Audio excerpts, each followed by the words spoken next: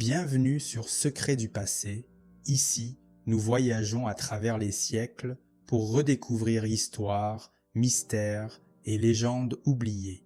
Installez-vous confortablement et si ce voyage vous plaît, laissez une trace de votre passage.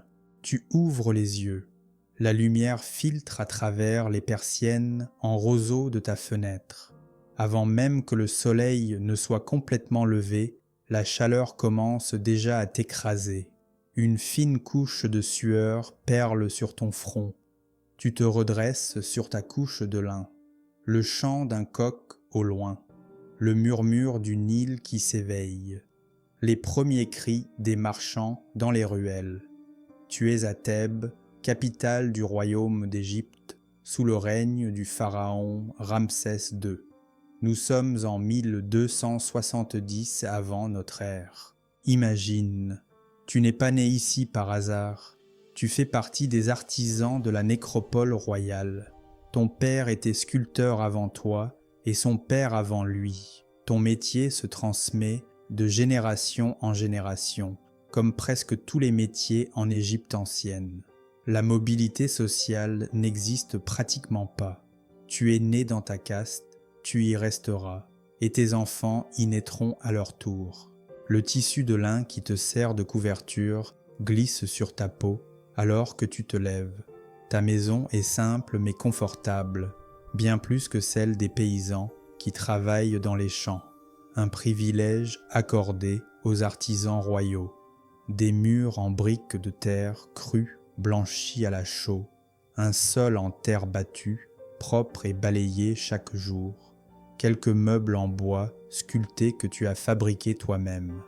Un brasero éteint au centre de la pièce principale. Et dans un coin, ton petit autel familial avec une statuette d'Amon-Ré, le dieu suprême, et une autre de Ptah, le patron des artisans. Ta femme s'est déjà levée. Tu entends le bruit de la meule qui écrase les grains d'orge pour préparer le pain du matin. L'odeur du pain qui cuit sur une pierre chaude te parvient. Ce sera ton premier repas de la journée, accompagné de quelques figues séchées et d'un peu de bière légère. La bière en Égypte n'est pas un luxe, mais une nécessité quotidienne, plus sûre à boire que l'eau du Nil qui peut être porteuse de maladies. Tu te diriges vers le bassin d'eau fraîche dans la cour intérieure. La fraîcheur de l'eau sur ton visage est un délice éphémère.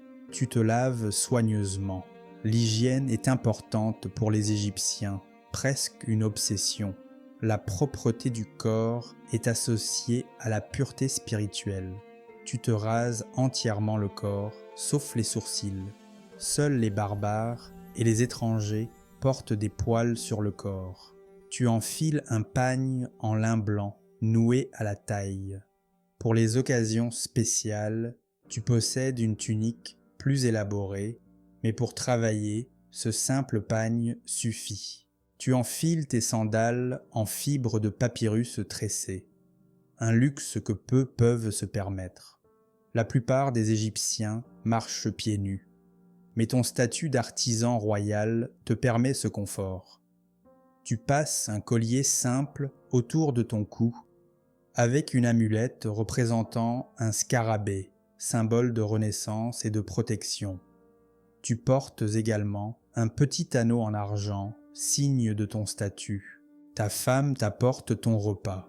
Elle porte une robe simple en lin qui lui tombe jusqu'aux chevilles, les cheveux attachés sous un foulard. Contrairement aux idées reçues, les femmes égyptiennes ne sont pas des esclaves soumises. Elles ont des droits que les femmes d'autres civilisations antiques n'ont pas. Elles peuvent posséder des biens, hériter, témoigner en justice, divorcer. Certaines deviennent même prêtresses ou médecins. Ta femme gère la maison, mais aussi un petit commerce de parfums qu'elle fabrique elle-même. Tu manges rapidement, assis sur un tabouret bas. Le pain est dense et croustillant, légèrement sucré grâce au miel que ta femme y a ajouté. La bière est fraîche, trouble, avec un goût légèrement acidulé. Elle est servie dans un bol en terre cuite que tu tiens à 2 mains. Tu trempes parfois ton pain dans la bière, comme le font tous les Égyptiens. Tu échanges quelques mots avec ta femme, lui parlant de la journée qui t'attend. Vos enfants dorment encore, seul le plus grand, qui a 10 ans et qui est ton apprenti, se prépare à te suivre. Le soleil commence à peine à poindre à l'horizon quand tu quittes ta maison. Les rues de Thèbes s'éveillent, la ville est déjà en effervescence. Les marchands installent leurs étals, proposant fruits, légumes, poissons, viandes, tissus, bijoux. Les porteurs d'eau passent avec leurs jarres. Les enfants courent entre les jambes des adultes. Les ânes chargés de marchandises avancent lentement, poussés par leurs propriétaires. L'air est empli d'odeurs mélangées, le pain frais, le poisson séché, les épices, les parfums, mais aussi les déjections animales et les eaux usées qui coulent dans les caniveaux. Tu t'arrêtes un instant devant un petit temple de quartier dédié à Amon. Tu ne peux pas entrer dans le sanctuaire réservé aux prêtres, mais tu fais une rapide prière devant l'entrée. La religion imprègne chaque aspect de la vie égyptienne. Les dieux sont partout, invisibles mais omniprésents. Tu pries pour que ta journée soit productive et que les dieux te protègent, toi et ta famille, des maladies et des accidents. Tu reprends ton chemin vers l'ouest, vers la rive occidentale du Nil, là où se trouvent les tombes et les temples funéraires. C'est ton lieu de travail. Tu dois traverser le fleuve. Des barques de toute taille sillonnent déjà le Nil. Tu paies le passeur avec une petite pièce de cuivre. La monnaie n'existe pas vraiment en Égypte. On utilise plutôt un système de troc ou des petits lingots de métal pesés pour les transactions. Ton fils reste silencieux à tes côtés. Les enfants égyptiens sont élevés dans le respect absolu des adultes. La traversée est rapide. La barque glisse sur l'eau, poussée par le courant et guidée par la perche du passeur. Tu observes le fleuve, cette artère vitale sans laquelle l'Égypte ne serait qu'un désert. Le Nil est un dieu, une mer nourricière, la source de toute prospérité. Chaque année, ces crues fertilisent les terres avec le précieux limon noir qui permet aux cultures de prospérer. Les années où la crue est trop faible, la famine menace. Celles où elle est trop forte, les villages sont détruits. Toute la vie égyptienne est rythmée par ce cycle. Sur l'autre rive, tu retrouves tes collègues artisans. Vous formez une communauté soudée, vivant dans le village des artisans, à l'écart de la ville principale. Vous partagez les mêmes conditions de vie, les mêmes privilèges, les mêmes problèmes. Certains sont sculpteurs comme toi, d'autres peintres, charpentiers, maçons. Ensemble, vous créez les tombes qui doivent accueillir les corps embaumés des nobles et des prêtres, parfois même des membres de la famille royale. Tu salues tes compagnons d'un signe de tête. Les Égyptiens ne se serrent pas la main comme nous le faisons aujourd'hui. Un signe de tête, parfois un léger toucher sur l'épaule pour les amis proches, suffit. La conversation est animée ce matin. Une nouvelle tombe vient d'être commandée par un haut dignitaire et il faudra répartir les tâches. Le contremaître arrive, un homme imposant portant un pagne plus élaboré que le vôtre et plusieurs bijoux marquant son rang. Il tient un papyrus où sont inscrites les instructions pour la journée. Tu apprends que tu es assigné à la tombe d'un prêtre d'Osiris, mort récemment. Les travaux ont commencé il y a plusieurs semaines, et ta tâche aujourd'hui sera de sculpter des hiéroglyphes sur les murs du couloir principal. Ton fils t'accompagnera pour apprendre en observant tes gestes et en t'aidant pour les tâches simples. Avant de commencer, tu passes par l'atelier pour prendre tes outils. Des ciseaux en bronze de différentes tailles, des maillets en bois dur, des polissoirs en pierre. Ces outils sont précieux Certains te viennent de ton père. Tu les transportes dans un sac en cuir que tu portes sur l'épaule. Tu prends également une lampe à huile, car l'intérieur des tombes est sombre même en plein jour. Le soleil est maintenant complètement levé et sa chaleur est déjà intense. Tu te diriges vers la tombe en construction, creusée dans la falaise calcaire qui borde la vallée. L'entrée est encore grossière, simplement dégagée par les carriers. Plus tard, elle sera ornée d'une façade sculptée, mais pour l'instant, ce n'est qu'une ouverture béante dans la roche. Tu pénètres à l'intérieur, suivi de ton fils qui porte la lampe. La température chute immédiatement. Le contraste avec la chaleur extérieure est saisissant. L'air est plus frais, presque froid, et chargé de poussière de pierre. Tu avances dans le couloir principal, déjà en partie creusé. Des torches fixées au mur éclairent faiblement l'espace. D'autres artisans sont déjà au travail, certains aplanissant les murs, d'autres traçant les contours des futures scènes à sculpter. Tu t'arrêtes devant la section qui t'a été assignée. Un scribe a déjà tracé à l'encre rouge les hiéroglyphes que tu dois sculpter. Ce sont des formules rituelles destinées à protéger le défunt dans son voyage vers l'au-delà. Tu ne sais pas lire, comme la plupart des artisans, mais tu reconnais les symboles et tu sais ce qu'ils représentent. Tu as appris à les reproduire fidèlement, dans le respect des proportions traditionnelles. Tu poses tes outils sur une natte, t'agenouilles devant le mur et commences ton travail. D'abord, tu traces plus précisément les contours avec un ciseau fin, puis tu enlèves la pierre entre les contours pour faire ressortir les signes en relief. C'est un travail minutieux qui demande patience et précision. Une erreur serait difficile à corriger et pourrait compromettre l'efficacité magique du texte.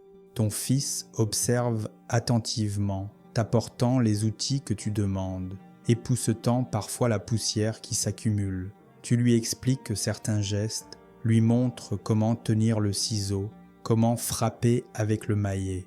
Parfois, tu le laisses essayer sur une partie moins importante. L'apprentissage se fait ainsi par l'observation et la pratique, sans théorie abstraite. Les heures passent, la lumière des torches vacille. D'autres artisans vont et viennent. Parfois, tu échanges quelques mots avec eux, commentant le travail, partageant une plaisanterie. Mais la plupart du temps, tu restes concentré sur ta tâche. Le bruit des ciseaux sur la pierre résonne dans l'espace confiné de la tombe. Vers le milieu de la journée, tu fais une pause pour manger. Tu sors de la tombe avec ton fils pour respirer l'air extérieur.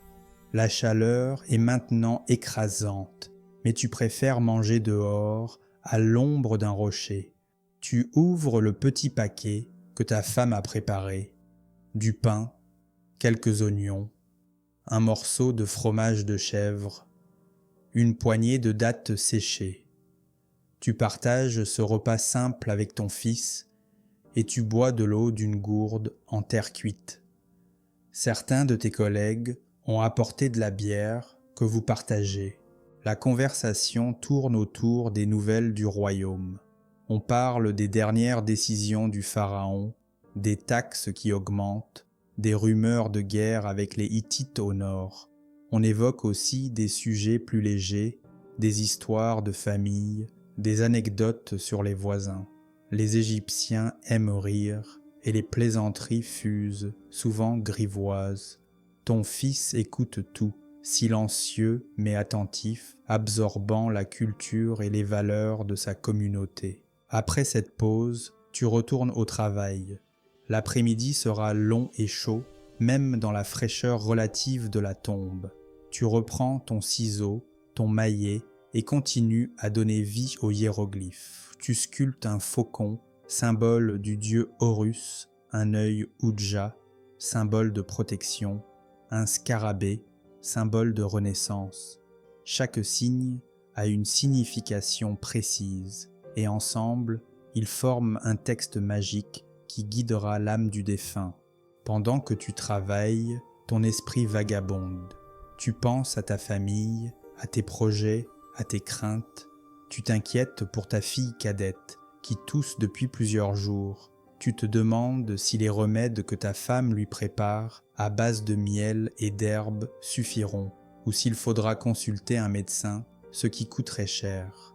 Tu penses aussi à la fête qui se prépare pour célébrer la crue du Nil, qui devrait commencer bientôt. Ce sera l'occasion de réjouissance, de danse, de musique. Le temps passe, marqué uniquement par le rythme de ton travail et la progression des ombres à l'entrée de la tombe. Tu ne possèdes pas de montre, bien sûr, et les Égyptiens divisent la journée en heures variables selon les saisons, plus longues en été, plus courtes en hiver. Mais ton corps connaît le temps, habitué à ce rythme quotidien depuis l'enfance. Vers la fin de l'après-midi, le contremaître passe inspecter ton travail. Il examine attentivement les hiéroglyphes que tu as sculptés, vérifie leur conformité avec le modèle, s'assure de la qualité de l'exécution. Il hoche la tête, satisfait. C'est un bon signe. Les artisans égyptiens sont fiers de leur travail et redoutent la critique. Une mauvaise exécution pourrait non seulement te valoir une réprimande, mais aussi compromettre ton salaire, voire ta position. À la fin de la journée, quand le soleil commence à décliner, tu ranges tes outils. Tu as bien avancé, sculptant une dizaine de colonnes d'hiéroglyphes. Demain, tu continueras, et le jour suivant encore, jusqu'à ce que toute cette section soit terminée. Puis tu passeras à une autre tâche, peut-être sculpter une statue ou orner un sarcophage. Les projets ne manquent jamais dans la nécropole. Tu sors de la tombe avec ton fils et tes collègues. L'air extérieur semble encore plus chaud par contraste, bien que le soleil soit déjà bas sur l'horizon. Tu t'étires, sentant la fatigue dans tes muscles, la raideur dans ton dos. C'est un travail physique exigeant qui use prématurément le corps. Peu d'artisans atteignent un âge avancé. La plupart meurent avant 40 ans, les poumons ravagés par la poussière de pierre, le corps brisé par les positions inconfortables. Avant de quitter le site, tu passes par le bureau du scribe qui enregistre ton travail de la journée. C'est ainsi que ton salaire sera calculé. Tu es payé en nature, des rations de grains, d'huile, de bière, parfois des pièces de tissu ou des objets en bronze. Ces paiements sont irréguliers, dépendant des ressources disponibles dans les magasins royaux. Parfois, quand les paiements tardent trop, les artisans se mettent en grève, un phénomène attesté dans les documents de l'époque. Peut-être les premières grèves de l'histoire. Tu reprends le chemin du retour avec ton fils et quelques collègues. Vous retraversez le Nil sur une barque, observant le soleil qui se couche à l'ouest, derrière les montagnes. Pour les Égyptiens, l'ouest est la direction de la mort, là où le soleil disparaît chaque soir pour entreprendre son voyage nocturne dans le monde souterrain. C'est pourquoi la nécropole est située sur la rive occidentale du fleuve. Sur l'autre rive, tu te sépares de tes collègues et rentres chez toi avec ton fils. Les rues de Thèbes sont encore animées.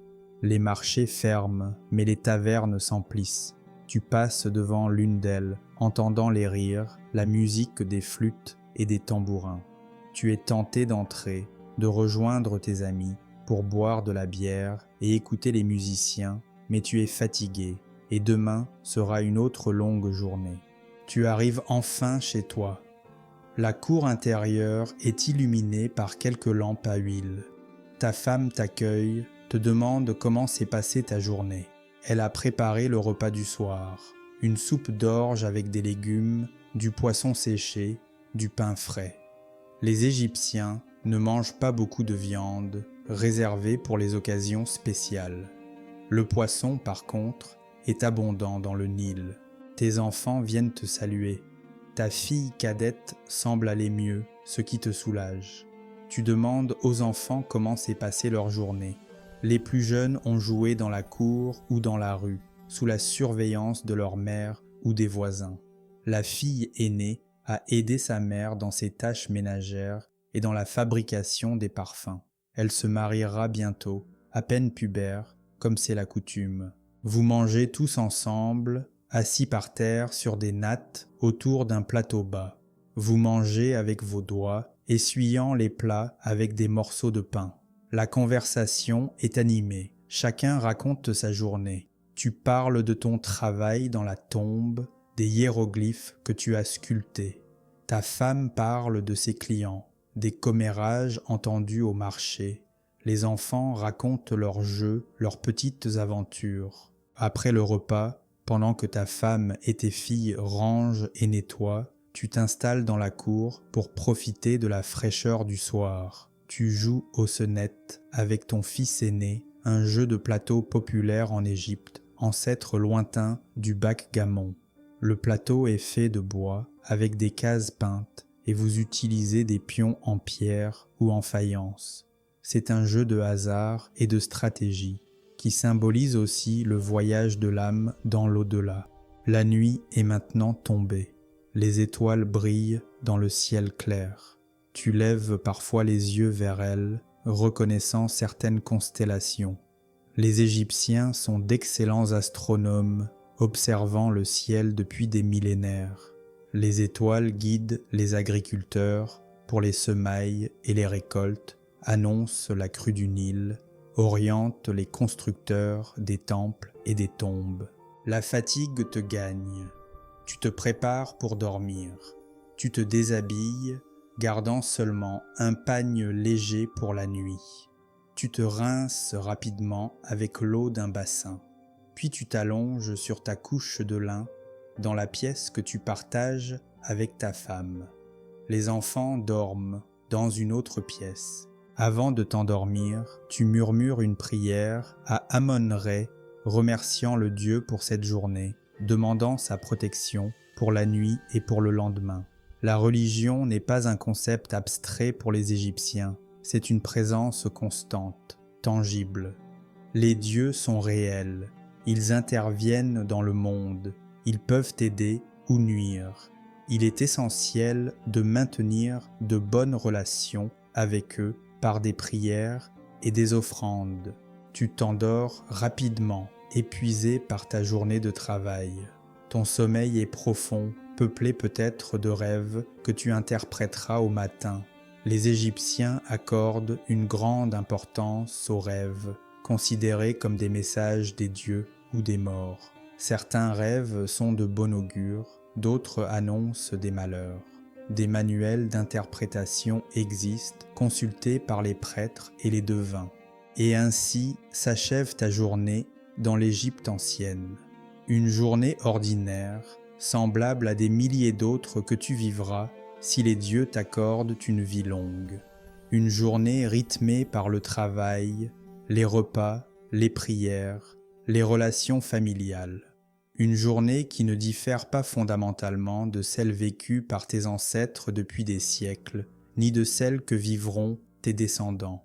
Car l'Égypte est une civilisation de la permanence, de la tradition, de la répétition cyclique. Le temps n'y est pas perçu comme linéaire, mais comme circulaire, à l'image de la crue annuelle du Nil qui revient, immuable, fertiliser la terre noire. Pourtant, malgré cette apparente immobilité, l'Égypte connaît des changements, des évolutions, des crises. Le règne de Ramsès II, sous lequel tu vis, est une période de relative prospérité et de stabilité, mais il succède à des temps troublés. Le pharaon Akhenaton, il y a quelques générations, a tenté d'imposer le culte exclusif du dieu Aton, bouleversant l'ordre religieux millénaire. Cette révolution a finalement échoué et les anciens dieux ont été restaurés, mais la secousse a été profonde et d'autres changements se profilent à l'horizon. Les peuples étrangers sont de plus en plus présents aux frontières et même à l'intérieur du pays. Hittites, Libyens, Nubiens, peuples de la mer menacent ou influencent l'Égypte. Les échanges commerciaux apportent non seulement des marchandises, mais aussi des idées nouvelles. L'empire égyptien s'étend loin au sud et à l'est, mais cette expansion même le fragilise. Si tu pouvais voir l'avenir, tu serais sans doute troublé. Dans quelques siècles, l'Égypte sera conquise par les Perses, puis par les Grecs, puis par les Romains. Sa culture millénaire se diluera progressivement dans le grand brassage méditerranéen. Ses dieux seront oubliés ou transformés. Sa langue cessera d'être parlée. Ses écritures deviendront indéchiffrables. Ses temples s'ensableront. Ses tombes seront pillées. Mais tu ne peux pas voir cet avenir. Pour toi, l'Égypte est éternelle, immuable comme les pyramides qui se dressent plus au nord. Tu vis au rythme des saisons, des crues du Nil, des fêtes religieuses. Tu travailles, tu manges, tu dors, tu aimes, tu pries. Tu transmets à ton fils les gestes et les savoirs que ton père t'a transmis. Tu espères que ton corps sera un jour correctement embaumé et déposé dans une tombe décorée avec les offrandes nécessaires pour ton voyage dans l'au-delà. Tu espères que ton nom sera préservé, car tant qu'un nom est prononcé, son propriétaire continue à exister dans la mémoire des vivants. Et peut-être, d'une certaine façon, ton espoir n'est-il pas vain, car 3 millénaires plus tard, nous parlons encore de l'Égypte ancienne, nous visitons ses monuments, nous admirons ses œuvres d'art, nous étudions ses textes. Nous sommes fascinés par cette civilisation qui a duré si longtemps, qui a créé tant de beauté, qui a réfléchi si profondément sur la vie, la mort, le divin. Tu n'es qu'un artisan anonyme parmi des millions d'Égyptiens qui ont vécu et sont morts sans laisser de traces individuelles. Mais à travers toi, à travers cette journée ordinaire que nous venons d'imaginer, c'est toute une société, toute une culture, tout un monde disparu qui reprend vie un instant. Un monde différent du nôtre à bien des égards, mais où nous pouvons reconnaître notre commune humanité. Car au fond, malgré les millénaires qui nous séparent, malgré les différences de croyances, de technologie, de structure sociale, tu nous ressembles.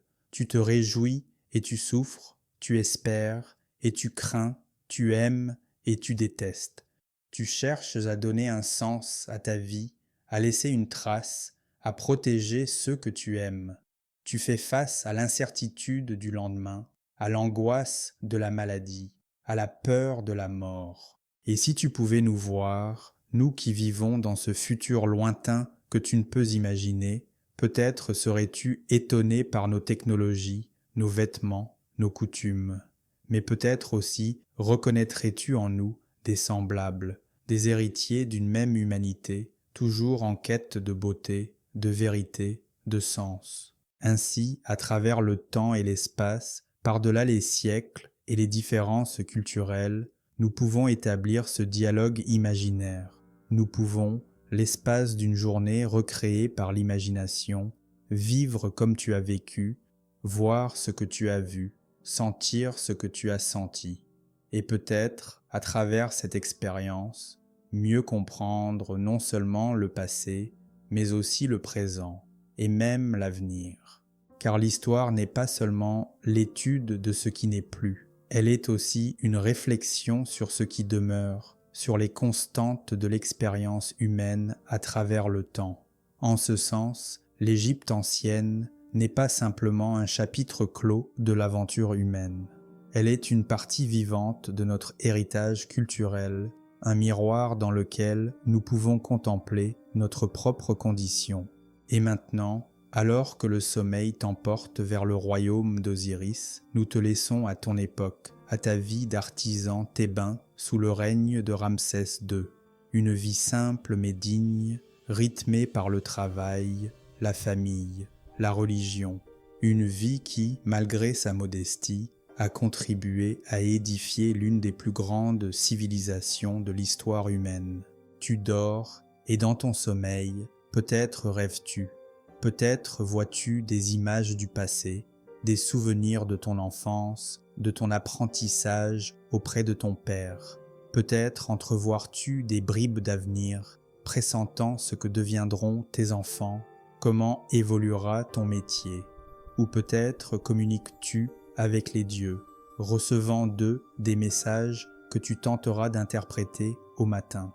Ce que tu ne peux pas savoir, c'est que 3000 ans plus tard, des hommes et des femmes d'un monde que tu ne peux concevoir penseront à toi, imagineront ta vie, se projeteront dans ton quotidien, que des archéologues déterreront les tombes que tu as contribué à créer, déchiffreront les hiéroglyphes que tu as sculptés, étudieront les objets que tu as utilisés, que des millions de visiteurs parcourront les sites où tu as vécu et travaillé, émerveillés par la beauté et la grandeur de ta civilisation.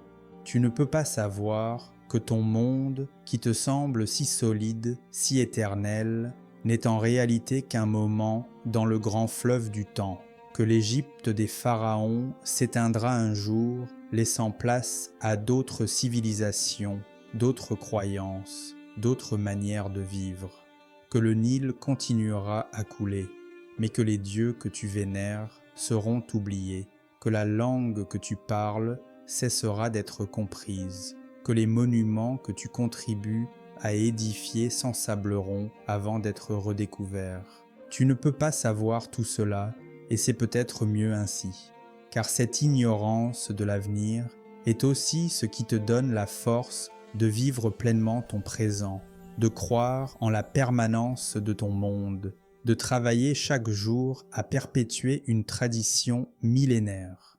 Et cette conviction, cette foi en la durée, est peut-être justement ce qui a permis à la civilisation égyptienne de traverser tant de siècles, de résister à tant d'épreuves, de créer tant de merveilles.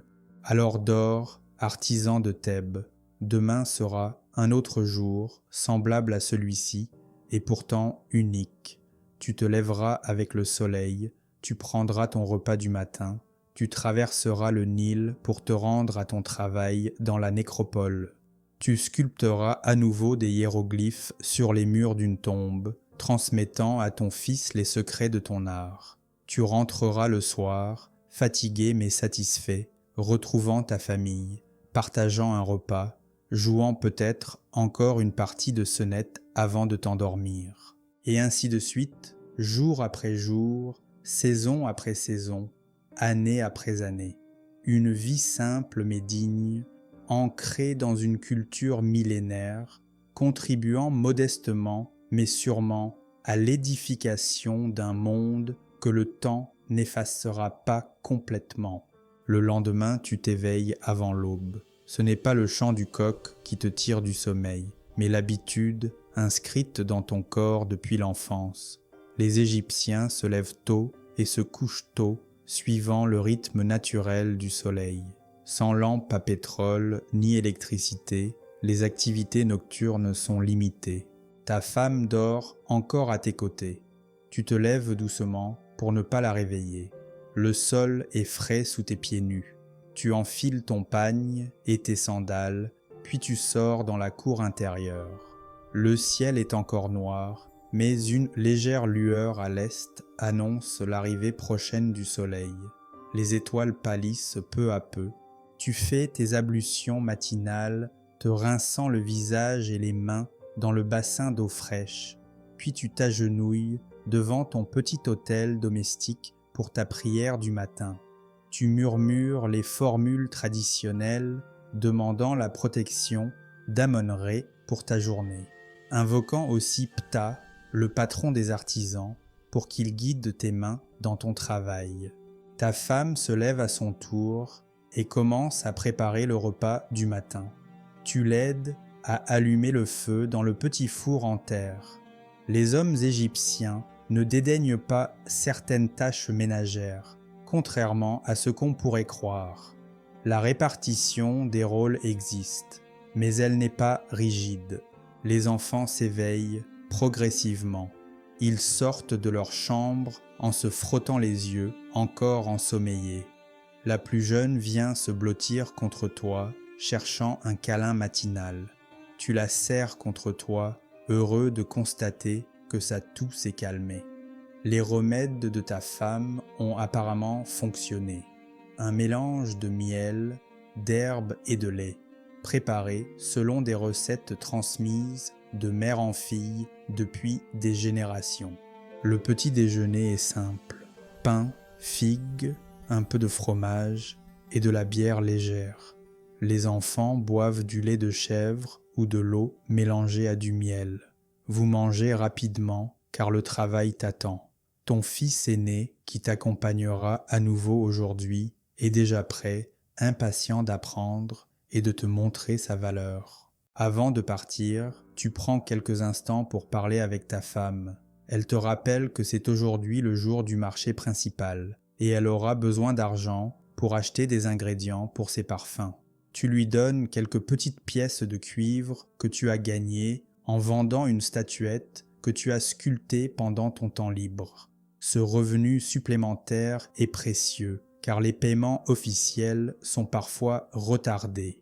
Tu quittes ta maison avec ton fils alors que le soleil commence tout juste à poindre à l'horizon. Les rues s'animent déjà.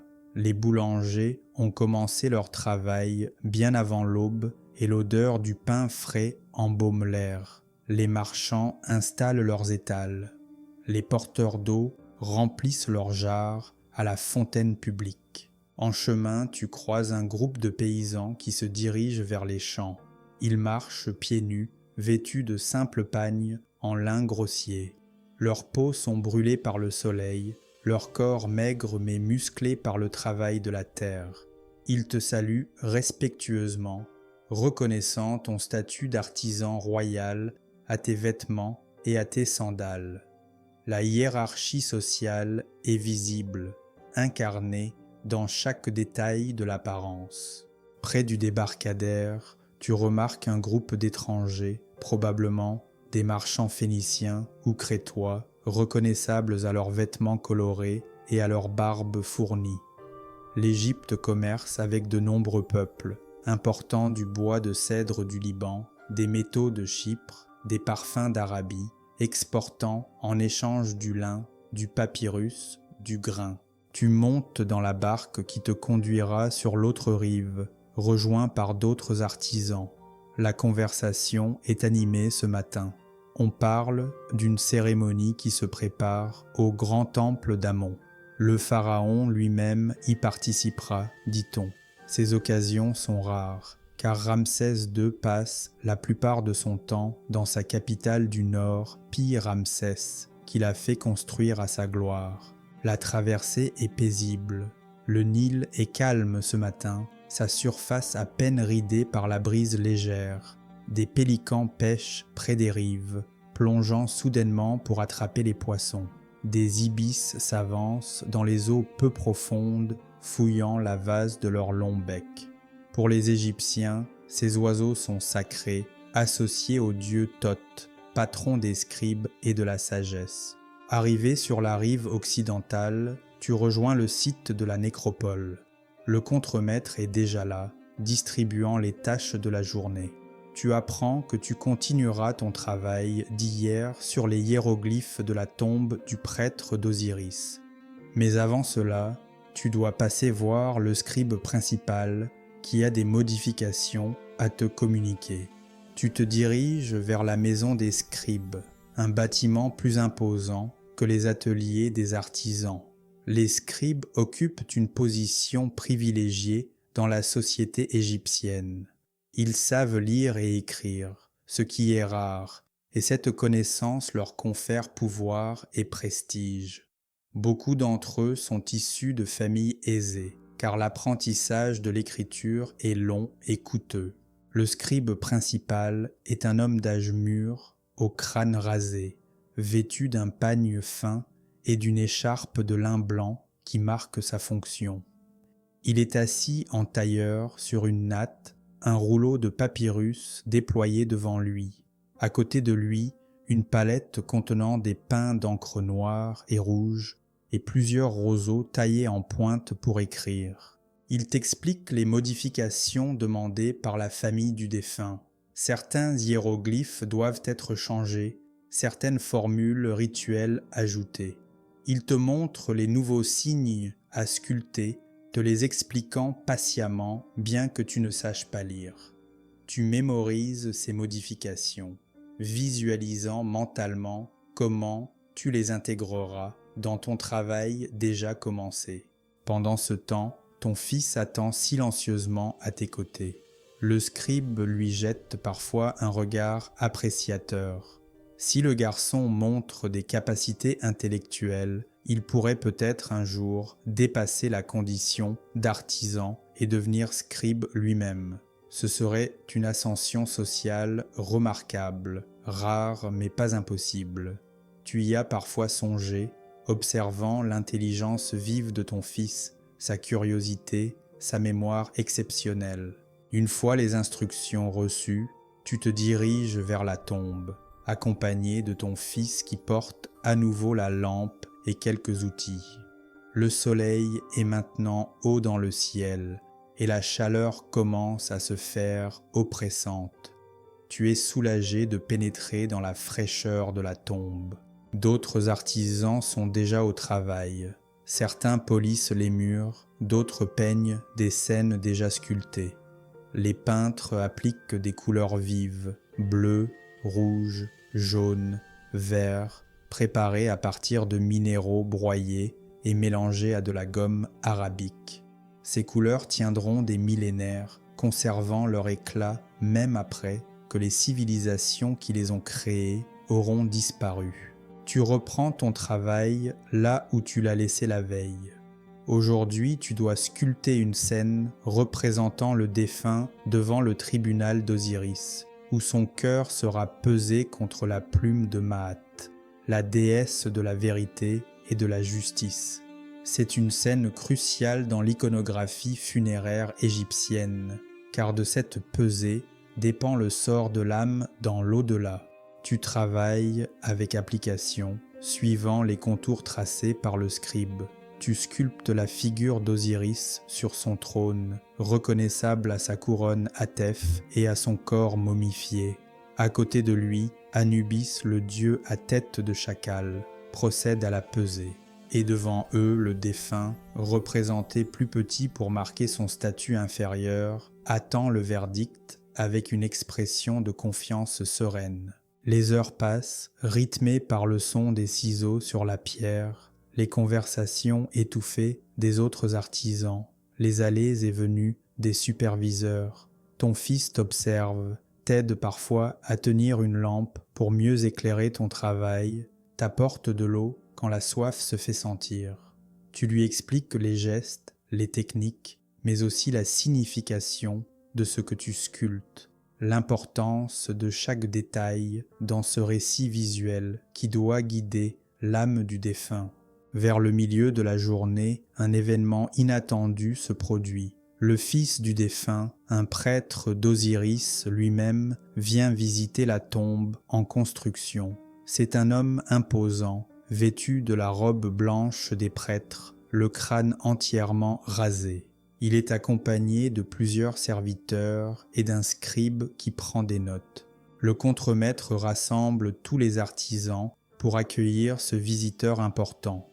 Vous vous inclinez respectueusement selon l'étiquette. Le prêtre inspecte les travaux, commentant à voix haute, parfois critique, parfois approbateur. Quand il arrive à la section où tu travailles, il s'arrête longuement, examinant les hiéroglyphes que tu as sculptés. À ta grande surprise, il t'adresse directement la parole, te demandant ton nom.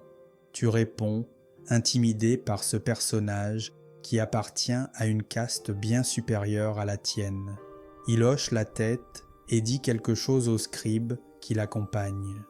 Puis il continue sa visite, laissant derrière lui un mélange d'appréhension et de fierté parmi les artisans. Après son départ, le contremaître vient te voir. Il t'informe que le prêtre a été impressionné par la qualité de ton travail et a demandé que tu sois assigné à une section particulièrement importante de la tombe, celle qui représentera les offrandes funéraires. C'est un honneur, mais aussi une responsabilité supplémentaire. Le contremaître te rappelle que la famille du défunt est puissante et que la perfection est attendue.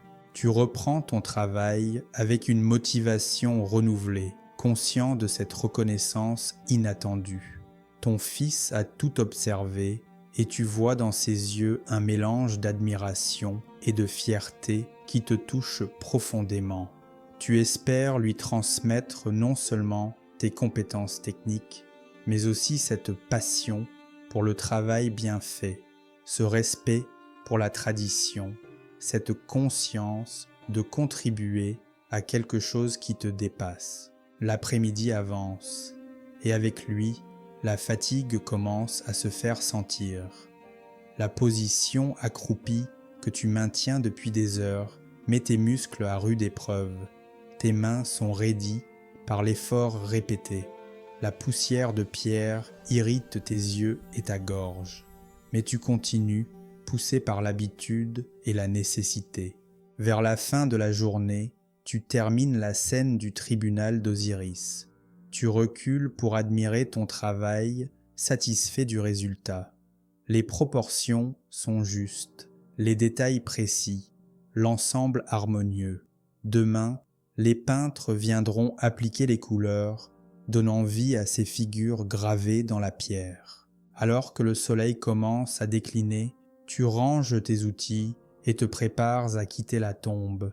En sortant, tu es frappé par le contraste entre la fraîcheur intérieure et la chaleur extérieure, toujours intense malgré l'heure tardive. L'air est empli de la poussière soulevée par le vent du désert, donnant au soleil une teinte rougeâtre, presque surnaturelle.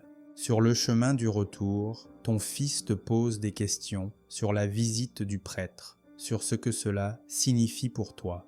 Tu lui expliques que dans votre métier, la reconnaissance vient rarement, mais qu'elle est précieuse quand elle arrive.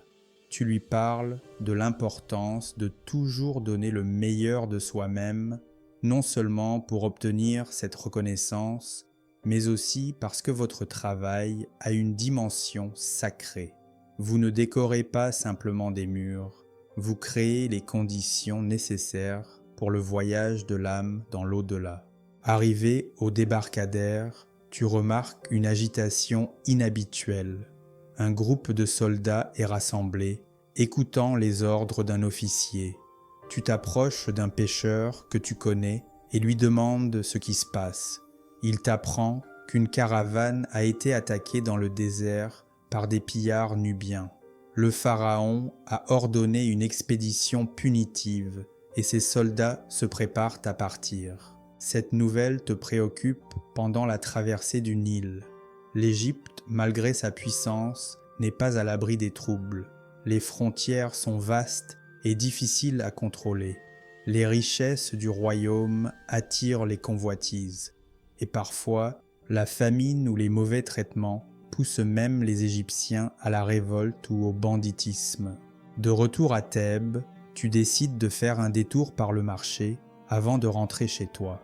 Ta femme t'a demandé d'acheter du miel, ingrédient essentiel pour ses parfums et ses remèdes. Le marché est encore animé, malgré l'heure tardive. Les marchands soldent leurs dernières marchandises, criant leur prix, vantant la qualité de leurs produits. Tu t'arrêtes devant l'étal d'un apiculteur que tu connais bien. Vous échangez les salutations habituelles, puis quelques plaisanteries. Il te montre ses différents miels. Miel clair collecté au printemps, miel ambré d'été, miel foncé d'automne. Tu choisis le miel d'été, plus parfumé, idéal pour les préparations de ta femme. Le prix est négocié dans la bonne humeur et tu repars avec une petite jarre en terre cuite soigneusement scellée. En traversant le marché, tu croises un groupe de musiciens qui se produisent pour quelques pièces. Une jeune femme joue de la harpe, accompagnée par un homme au tambourin et un autre à la flûte.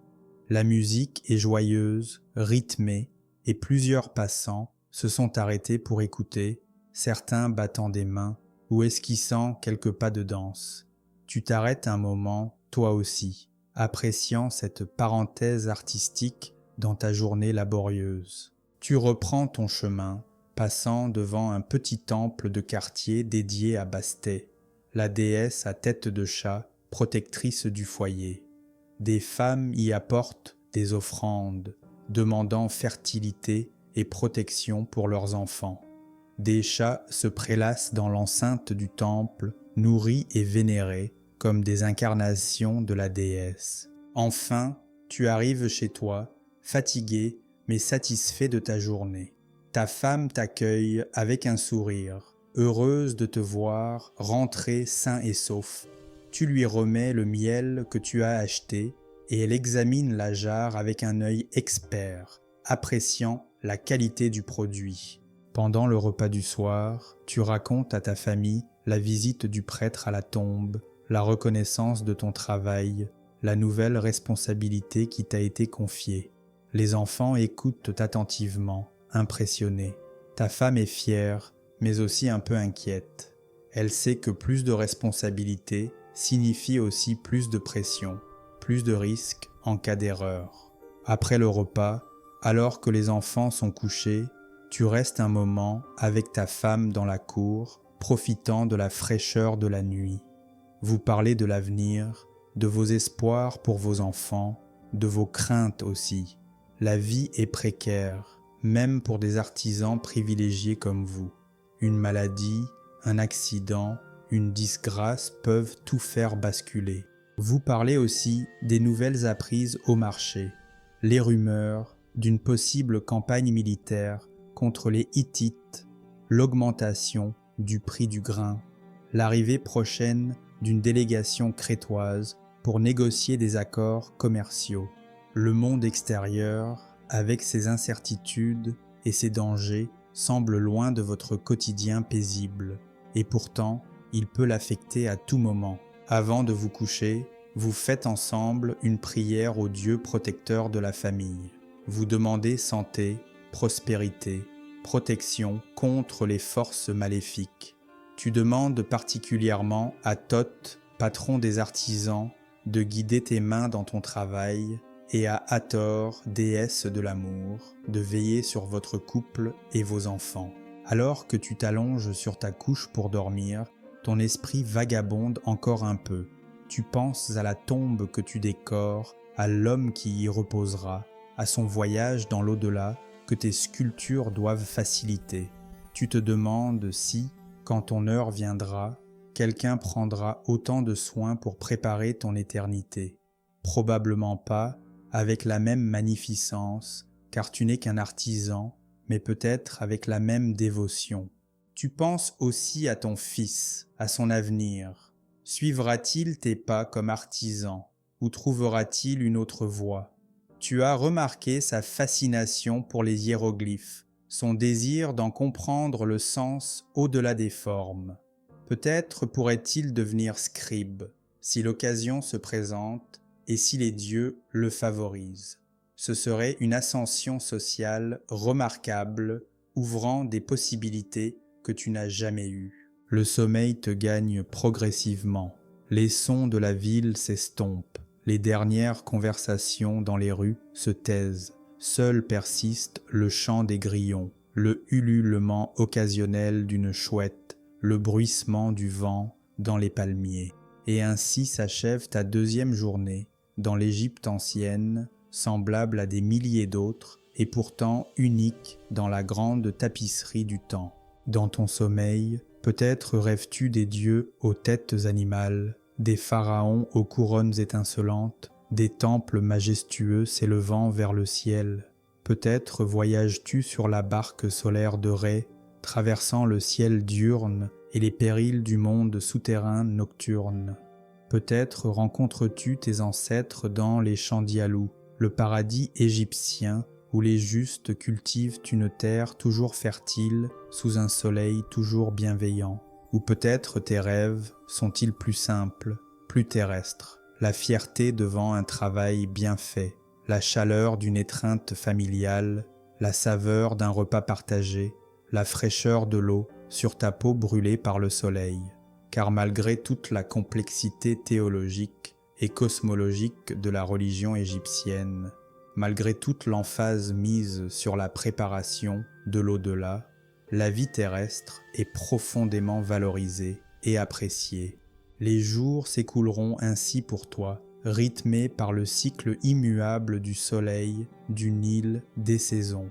Chaque matin, tu te lèveras pour travailler, contribuant pierre après pierre, hiéroglyphe après hiéroglyphe, à l'édification de cette civilisation qui nous fascine encore aujourd'hui. Chaque soir, tu rentreras chez toi, retrouvant le cercle chaleureux de ta famille, le réconfort des rituels quotidiens, la sécurité des traditions ancestrales. Et un jour, inévitablement, ce sera ton tour de faire ce voyage vers l'ouest, vers le royaume d'Osiris. Ton corps sera préparé selon les rites, embaumé avec des huiles et des résines, enveloppé dans des bandelettes de lin, placé dans un modeste sarcophage en bois peint. Tes outils t'accompagneront, ainsi que quelques objets personnels, quelques amulettes protectrices, quelques figurines d'Ousheptis qui travailleront à ta place dans l'au-delà. Tes fils continueront ton œuvre, perpétuant les techniques et les traditions que tu leur as transmises. Tes filles préserveront la mémoire familiale, les recettes, les remèdes, les prières. Et tant que ton nom sera prononcé par tes descendants, tant que tes œuvres subsisteront dans les tombes de la nécropole, tu continueras à exister d'une certaine façon dans ce monde que tu auras contribué à façonner. Ainsi va le cycle éternel de la vie et de la mort, de la création et de la dissolution dans cette terre des pharaons où le temps semble parfois s'arrêter, où le passé, le présent et l'avenir se confondent dans une même quête d'éternité.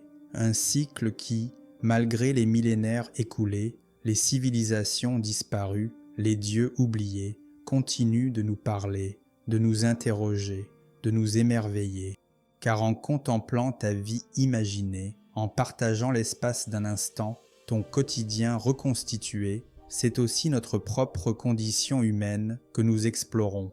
Par-delà les différences culturelles, technologiques, religieuses, nous reconnaissons en toi un semblable, un ancêtre, un miroir dans lequel se reflètent nos propres aspirations, nos propres craintes, nos propres espérances. Et peut-être est-ce là le véritable héritage de l'Égypte ancienne, non pas seulement ces pyramides imposantes, ces temples majestueux, ces tombes somptueuses, mais cette humanité profonde qui transparaît dans chaque objet, chaque texte, chaque représentation qui nous est parvenue.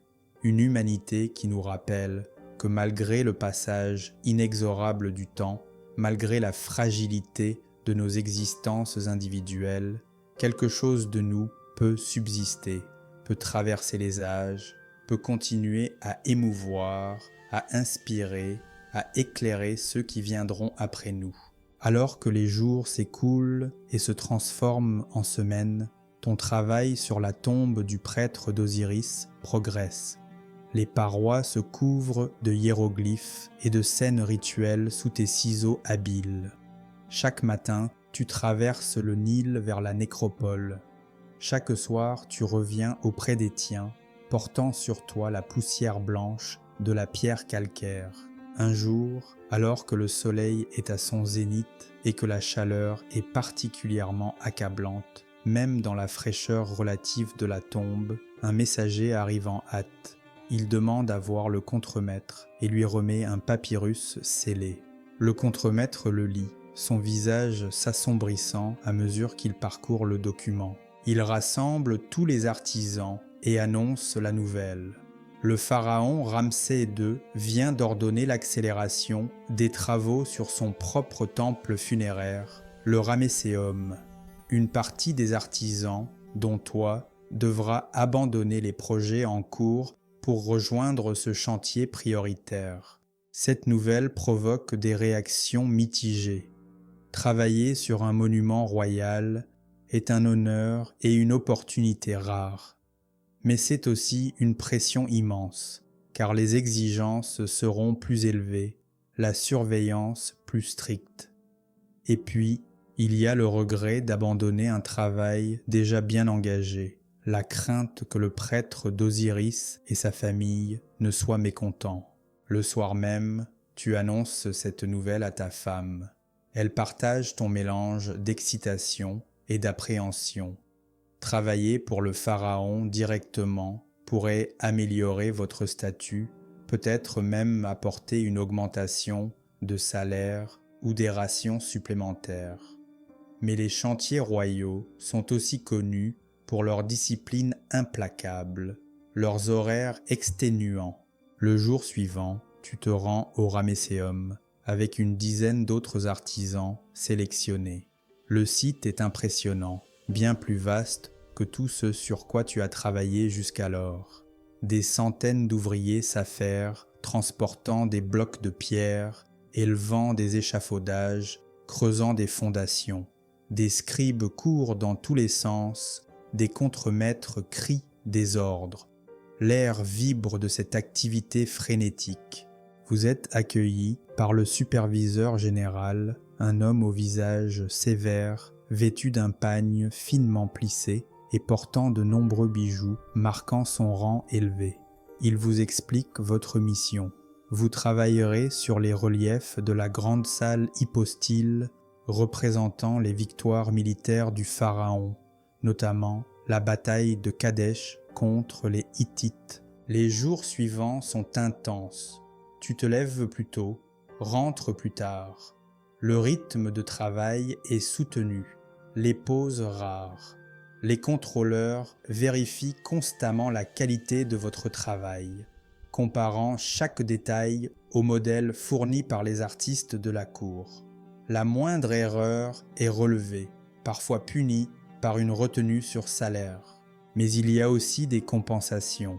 Les rations sont plus généreuses, incluant parfois de la viande, luxe rare pour des artisans.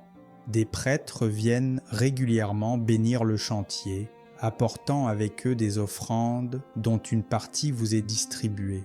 Et surtout, il y a la fierté de participer à l'édification d'un monument qui défiera les siècles, qui perpétuera la gloire du pharaon bien après sa mort. Tu sculptes maintenant des scènes de bataille, des chars égyptiens écrasant les ennemis, des archers décochant leurs flèches, le pharaon lui-même représenté à une échelle bien supérieure aux autres personnages terrassant les chefs ennemis. C'est un travail différent de celui des tombes, plus dynamique, plus narratif, exigeant une maîtrise particulière des proportions et du mouvement. Ton fils continue à t'accompagner, observant, apprenant. Tu remarques qu'il s'intéresse particulièrement aux hiéroglyphes, essayant de comprendre leur signification. Un jour, tu le surprends en train de discuter avec un jeune scribe qui lui explique patiemment le sens de certains signes. Tu ne dis rien, mais au fond de toi, l'espoir grandit que ton fils puisse un jour accéder à ce savoir qui t'a toujours été refusé. Un matin, alors que tu travailles sur un relief particulièrement complexe représentant le pharaon offrant des captifs en sacrifice à Amon-Ré, une agitation inhabituelle parcourt le chantier. Des voix s'élèvent, des ordres sont criés. Tu lèves la tête de ton travail et vois des gardes royaux entrer dans la salle hypostyle, suivis par des dignitaires en tenue d'apparat. Le superviseur général court vers vous, ordonnant à tous de s'agenouiller, front contre terre. Tu obéis immédiatement, comprenant ce qui se passe. Le pharaon lui-même vient visiter le chantier. Ton cœur bat à tout rompre. Rares sont les artisans qui voient le pharaon en personne dans leur vie. Tu restes prosterné, n'osant lever les yeux. Tu entends des pas qui s'approchent des voix qui commentent le travail. Puis soudain, une voix plus forte, plus autoritaire, s'élève. C'est le pharaon qui pose une question sur le relief que tu es en train de sculpter. Le superviseur général te fait signe de te relever pour répondre. Tremblant, tu te mets à genoux, gardant la tête baissée, et expliques humblement ton travail, la technique utilisée, les difficultés rencontrées. Tu n'oses toujours pas regarder directement le pharaon, mais tu aperçois ses sandales d'or, sa longue canne de cérémonie. À ta grande surprise, le pharaon exprime sa satisfaction.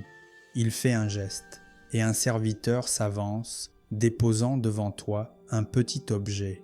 C'est un scarabée en faïence bleue portant le cartouche royal, un cadeau du pharaon lui-même, une marque de faveur exceptionnelle. Tu te prosternes à nouveau, touchant le sol de ton front, murmurant des remerciements et des bénédictions.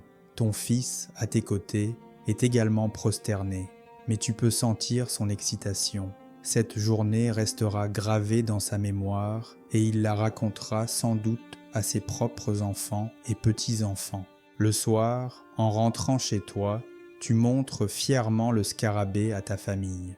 Ta femme le prend avec révérence, l'examine sous toutes les coutures, s'émerveillant de la finesse du travail, de l'éclat de la faïence. Ce sera désormais votre trésor familial, transmis de génération en génération, symbole tangible de cette faveur royale. Les voisins, ayant entendu la nouvelle, viennent voir le scarabée. Tu racontes encore et encore la visite du pharaon, embellissant peut-être un peu le récit à chaque fois. Pour une soirée, tu es le centre d'attention, l'homme favorisé par les dieux et leurs représentants sur terre. Les semaines passent et ton travail au Ramesséum continue. Le relief de la bataille de Kadesh est presque terminé. Et tu passes maintenant à une nouvelle section représentant les offrandes du pharaon aux différents dieux du panthéon égyptien. Un jour, alors que tu rentres du chantier, tu trouves ta maison en effervescence. Ta femme t'accueille avec un grand sourire et t'annonce que votre fille aînée a reçu une demande en mariage. Le prétendant est le fils d'un scribe royal, un jeune homme prometteur qui a déjà obtenu un poste au temple d'Amon. C'est une alliance avantageuse, bien au-dessus de ce que vous auriez pu espérer. Tu te demandes si la faveur récente du pharaon n'y est pas pour quelque chose. Quoi qu'il en soit, c'est une occasion de réjouissance. Les négociations pour la dot commenceront bientôt, et si tout se passe bien, le mariage aura lieu après la prochaine crue du Nil. La vie continue ainsi, avec ses joies et ses peines, ses routines et ses surprises. Le temple funéraire avance, les saisons se succèdent. La crue du Nil vient, fertilisant les champs. Les récoltes sont bonnes cette année et les greniers se remplissent. Les dieux semblent favorables à l'Égypte et à son pharaon. Puis un jour, une nouvelle bouleversante se répand dans Thèbes. Le pharaon est mourant. Ramsès II, qui règne depuis des décennies, qui a construit plus de monuments que n'importe quel autre pharaon, qui a mené l'Égypte à son apogée, s'éteint doucement dans son palais. La ville entière se fige dans l'attente. Les travaux sont suspendus. Les temples se remplissent de fidèles priant pour l'âme du pharaon. Dans les rues, on ne parle que de cela, spéculant sur qui sera le successeur, s'inquiétant de l'avenir. Finalement, la nouvelle tombe. Le pharaon est mort. Son fils Merempta lui succède, garantissant une transition paisible. Mais le deuil est profond. Pendant 70 jours, le corps du pharaon sera embaumé, selon les rites les plus élaborés. Puis, il sera conduit à sa dernière demeure, non pas le Ramesséum, qui est un temple commémoratif, mais une tombe secrète dans la vallée des rois. Tu participes, comme tous les artisans royaux, aux cérémonies funéraires. C'est un spectacle comme tu n'en as jamais vu. Des milliers de personnes en deuil, des centaines de prêtres récitant des prières, des chars portant des offrandes somptueuses, et enfin le sarcophage doré du pharaon transporté sur une barque sacrée. Après les funérailles, la vie reprend progressivement son cours. Le nouveau pharaon ordonne la continuation des travaux sur les monuments commencés par son père. Tu retournes au Ramesséum, mais l'atmosphère a changé. Il y a moins d'urgence, moins de pression. Le temple sera achevé, mais il ne sera plus jamais visité par celui pour qui il a été construit. Un jour, plusieurs mois après la mort de Ramsès II, tu es convoqué par le superviseur général. Avec une poignée d'autres artisans, tu es informé que vous retournerez travailler sur la tombe du prêtre d'Osiris, laissé en suspens lors de votre affectation au Ramesséum. La famille du prêtre a fait pression, offert des cadeaux aux bons fonctionnaires et obtenu que les travaux reprennent. Tu accueilles cette nouvelle avec des sentiments mitigés. D'un côté, tu es heureux de retrouver un projet que tu avais dû abandonner. De l'autre, après avoir travaillé sur un monument royal, revenir à une tombe de prêtre semble presque une rétrogradation. Pourtant, quand tu pénètres à nouveau dans cette tombe plus modeste, tu ressens une certaine paix. Ici, tu peux travailler à ton rythme, avec moins de surveillance constante. Les scènes que tu sculptes sont plus variées, moins standardisées que les représentations officielles du Ramesséum. Il y a une liberté artistique que tu avais presque oubliée. Et puis, il y a ton fils. Pendant votre temps au Ramesséum, il s'est lié d'amitié avec un jeune scribe qui lui a enseigné en secret les rudiments de l'écriture. Maintenant, de retour sur ce chantier moins surveillé, il peut parfois pratiquer ses connaissances nouvelles, déchiffrant lentement les hiéroglyphes que tu sculptes sans les comprendre. Un jour, alors que vous travaillez seul dans une chambre latérale de la tombe, ton fils te surprend en te lisant à haute voix une partie du texte que tu viens de sculpter. C'est une prière à Osiris, demandant protection et abondance pour le défunt dans l'au-delà. Tu restes stupéfait, à la fois fier et légèrement inquiet. L'apprentissage de l'écriture sans autorisation officielle pourrait être mal vu. Mais ton fils te rassure. Son ami scribe lui a promis de l'aider à entrer officiellement dans l'école des scribes. Il a du talent, dit-il, et avec le prestige que tu as acquis en travaillant sur le Ramesséum, avec le scarabée royal que vous possédez maintenant, ce n'est pas impossible. Tu réfléchis à cette possibilité pendant des jours. Ce serait une ascension sociale remarquable, ouvrant à ton fils des portes qui t'ont toujours été fermées. Mais ce serait aussi une rupture avec la tradition familiale, l'abandon du métier transmis de père en fils depuis des générations. Et puis, l'éducation d'un scribe coûte cher, même avec des appuis. Finalement, tu décides de soutenir l'ambition de ton fils. Tu économises, vends quelques objets précieux, emprunte même un peu à des amis. Et un jour, tu l'accompagnes à l'école des scribes, un bâtiment imposant près du temple d'Amon. Vous êtes reçu par le maître scribe, un homme âgé au regard perçant. Ton fils passe un test, traçant des hiéroglyphes sur un tesson de poterie, répondant à des questions. Et contre toute attente, il est accepté. Pas comme élève à part entière tout de suite, mais comme apprenti, chargé d'abord de tâches subalternes, mais avec la possibilité de suivre les leçons. C'est déjà bien plus que ce que la plupart des fils d'artisans peuvent espérer. C'est un jour de fierté immense pour toi, mais aussi d'une certaine mélancolie. Ton fils ne suivra pas tes pas dans le métier d'artisan. Il ne perpétuera pas la tradition familiale. Il s'élèvera au-dessus de ta condition, parlera une langue que tu ne comprends pas, celle de l'écrit, celle du pouvoir. Les années passent, tu vieillis, tes mains deviennent moins sûres, tes yeux moins perçants. Tu travailles toujours, mais on te confie des tâches moins exigeantes. ton fils cadet a pris ta relève comme sculpteur principal.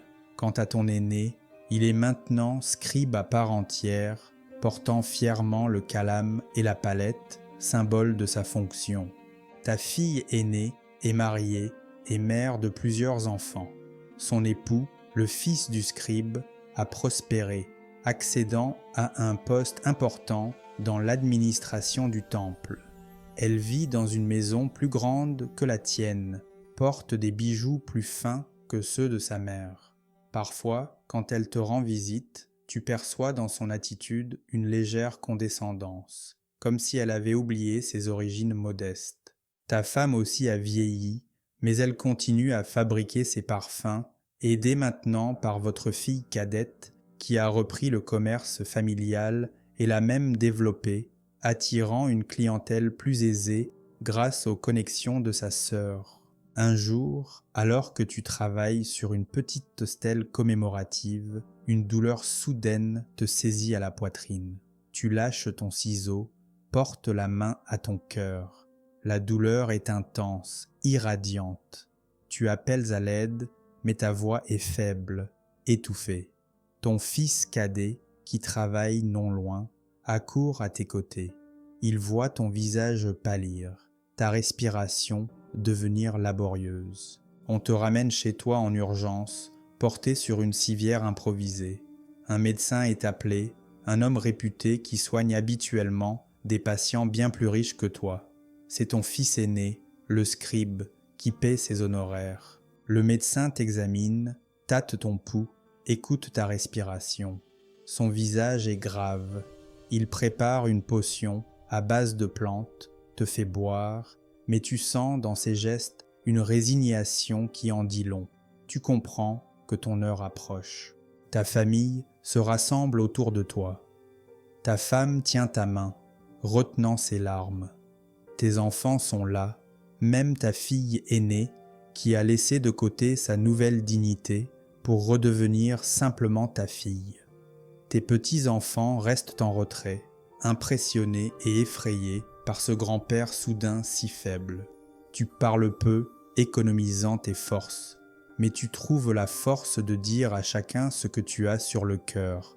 À ta femme, tu exprimes ta gratitude pour une vie partagée, pour sa force, sa patience, son amour.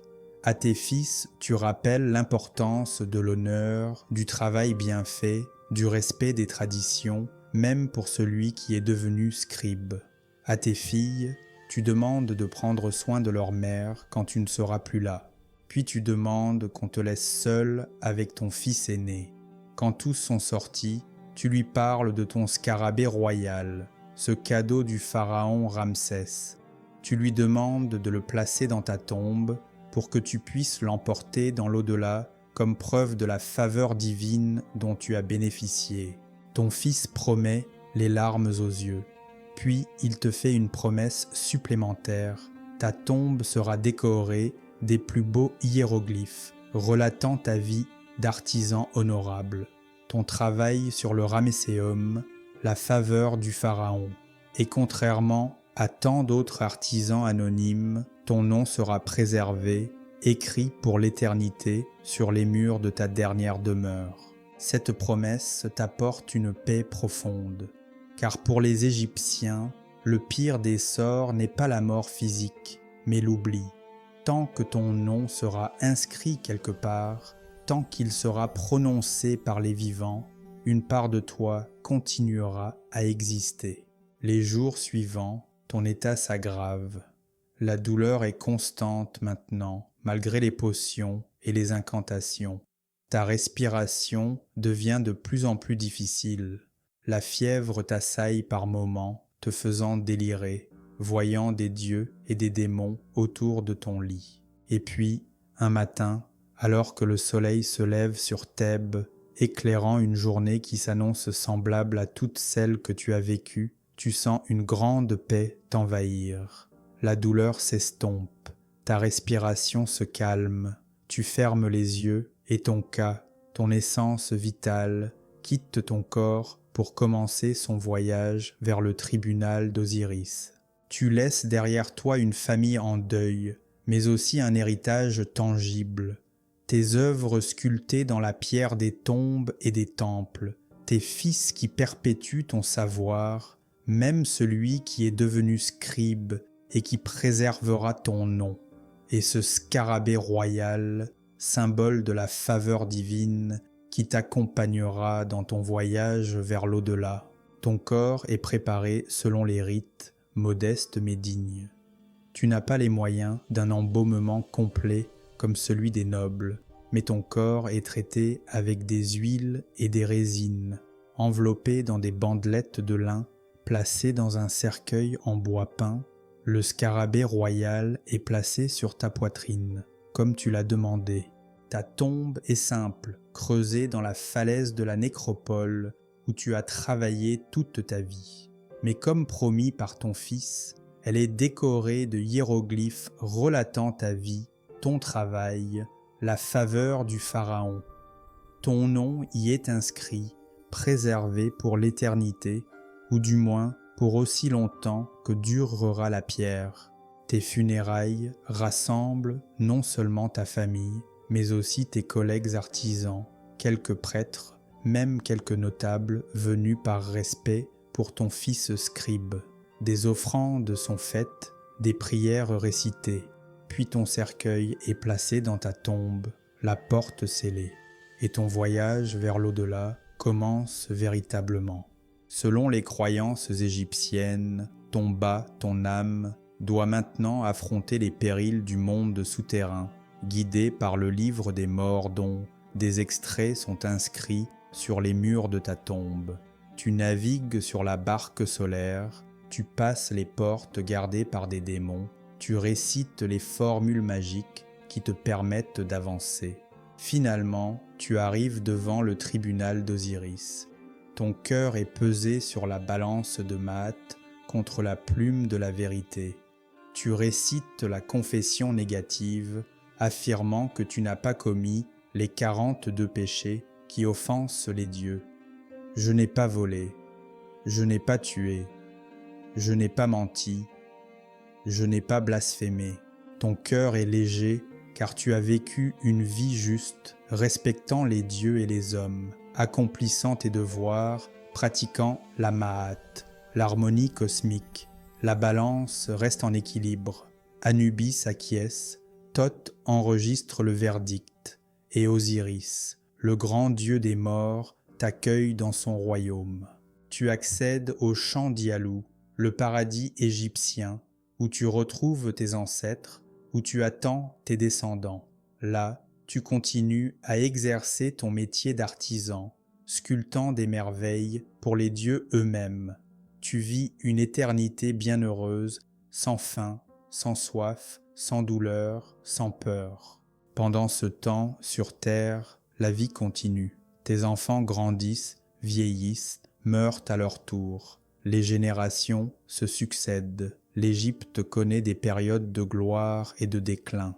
Des pharaons montent sur le trône et en descendent. Des dynasties s'éteignent, d'autres naissent. Et puis un jour, des siècles après ta mort, l'Égypte elle-même change. De nouveaux dieux arrivent, de nouvelles croyances, de nouvelles langues. Les temples d'Amon sont abandonnés ou transformés. Les hiéroglyphes ne sont plus compris. Les tombes sont oubliées, ensablées, parfois pillées. Ta tombe, comme tant d'autres, disparaît sous le sable du désert. Ton nom, inscrit sur ces murs, n'est plus lu, plus prononcé. Le scarabée royal qui t'accompagnait est peut-être volé par un pilleur, ou peut-être reste-t-il sur ta poitrine momifiée, témoignage silencieux d'une faveur divine oubliée. Et pourtant, d'une certaine façon, tu n'es pas complètement disparu, car des millénaires plus tard, des hommes venus d'autres pays, parlant d'autres langues, adorant d'autres dieux, redécouvrent l'Égypte ancienne. Ils fouillent le sable, mettent au jour les temples et les tombes, déchiffrent les hiéroglyphes, étudient les momies. Et peut-être, un jour, un archéologue trouve-t-il ta tombe, lit-il ton nom, reconstruit-il ton histoire à partir des inscriptions sur les murs. Peut-être expose-t-il le scarabée royal dans un musée, racontant aux visiteurs comment un simple artisan reçut cette marque de faveur du grand pharaon Ramsès II. Ou peut-être ta tombe reste-t-elle cachée, ton histoire inconnue, sauf pour ceux qui, comme nous, tentent d'imaginer la vie des hommes et des femmes anonymes qui ont bâti cette civilisation extraordinaire. Car l'Égypte ancienne n'est pas seulement l'œuvre des pharaons, des prêtres et des nobles dont les noms nous sont parvenus. Elle est aussi, et peut-être surtout, celle des millions d'artisans, de paysans, d'ouvriers, de commerçants qui ont vécu, travaillé, aimé, souffert, espéré dans la vallée du Nil. Et c'est peut-être là le véritable héritage de l'Égypte ancienne, au-delà des pyramides et des sphinx, des trésors et des momies royales. Cette humanité commune qui nous relie à travers les millénaires, ce désir partagé de laisser une trace, de comprendre notre place dans l'univers, de transcender notre condition mortelle par nos œuvres et notre mémoire. Ainsi, humble artisan de Thèbes dont nous avons imaginé la vie, tu n'es peut-être pas si différent de nous. Et en partageant l'espace d'un instant ton quotidien, tes espoirs, tes craintes, tes joies, tes peines, nous avons peut-être appris quelque chose non seulement sur l'Égypte ancienne, mais aussi sur nous-mêmes, sur notre propre voyage à travers le temps, sur notre propre quête d'éternité.